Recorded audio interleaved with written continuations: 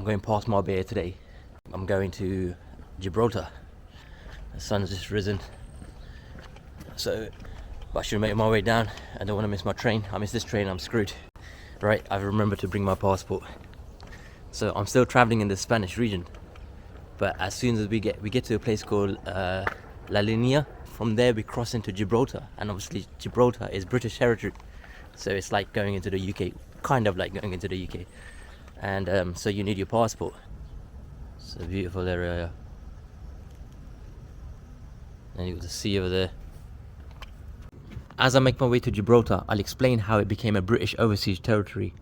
The position of Gibraltar guarding the entrance to the Mediterranean is unrivaled and has for many years been fought over by Spain, France and Britain, all claiming possession.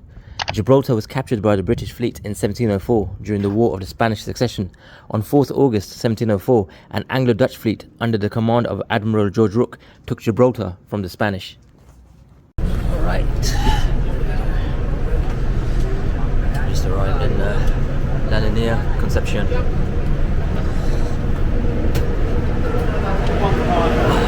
Alright. No signs.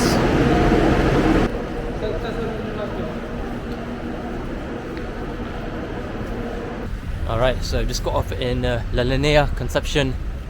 Hope I pronounced that right. And according to Google Maps, it's a 5-minute walk to the passport control to Gibraltar. You walk out from the bus station and you can see the Rock of Gibraltar straight away. Right there. You can see the flags there, so we're still on the Spanish side. Just heading to passport control. It's kind of weird. So you can see, look,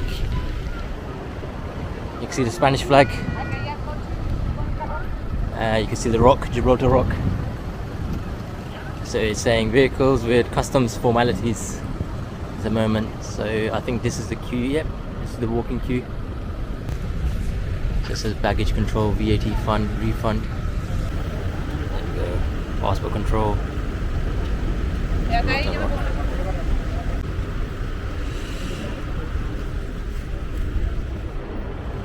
we go. Just going through passport control now. So you have the UK here. You have mainland Spain. You have Morocco. And this is Gibraltar. So I just arrived at La Linea and I'm being processed right here in the Gibraltar passport control station, and then you will see me come out on the other side in Gibraltar. Just cleared immigration and you're met with a traditional telephone booth. There we go. Yeah, that makes you feel British there. It's packed here. That's it. The red phone booth shows you're in British territory here. There we go, we've got, straight after that we have Winston Churchill Avenue. And then you can see the rock.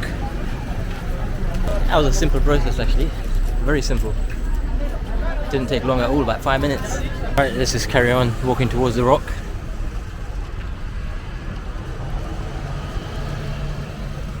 I have a full day here, so it's midday now, or 12:30 I think. And I'll be leaving at 8 o'clock, so I've got about 8 hours or so, 7.5 hours, 8 hours. So there's plenty of time to see everything. It's a very small area. Welcome to Gibraltar. So there's been a lot of Islamic influence here, a lot of British influence here, Spanish influence, and French influence as well. Alright, let me turn it around. There we go. The Rock of Gibraltar. It feels so weird here. And look, this is the runway for the planes. We're actually walking on the runway. You got the fire services over there with the Royal Air Force Gibraltar. It's crazy. I actually didn't realise I was walking on the runway until I had to look to the right. It is strange. It actually feels... It does feel strange. I just went into the supermarket. Actually should have filmed it there. Went to the supermarket and it had a Spanish name, but everything, it felt like I was in England. It felt like I was in Sainsbury's or Tesco's, something to that effect. They just had all the supplies that we have back in the UK.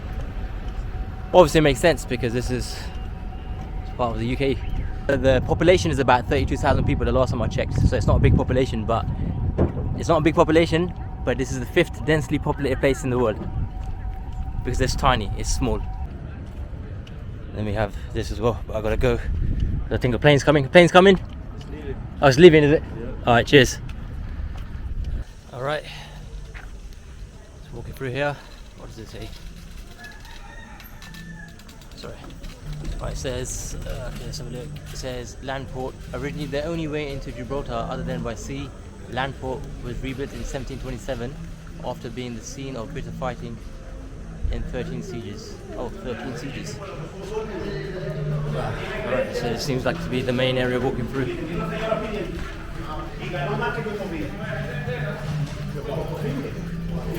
Okay, I think I might get something to eat, to be honest. I think I can see some restaurants through here.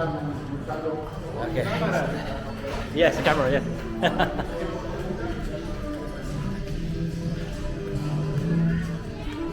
Alright. Hey, we got Domino's. I don't know. I'm fancying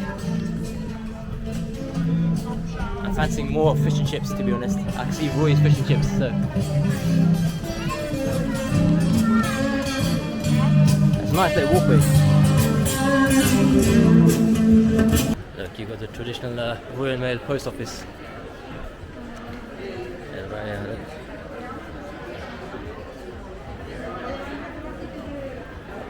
I never thought I'd be making videos of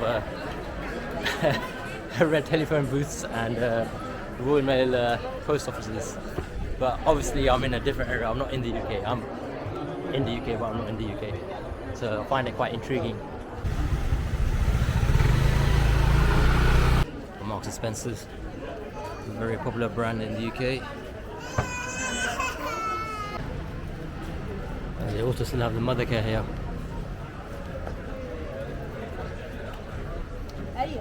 This area feels like a UK high street. It's got exactly the same feel. You got NatWest Bank over here. Ooh. NatWest Bank here. I'm pretty sure there's a Morrison's here. I remember I was checking Google Maps, I could see Morrison's. Really busy. But you expect that because a small area. Okay, now I can start seeing them. I can see a Holland and Barrett.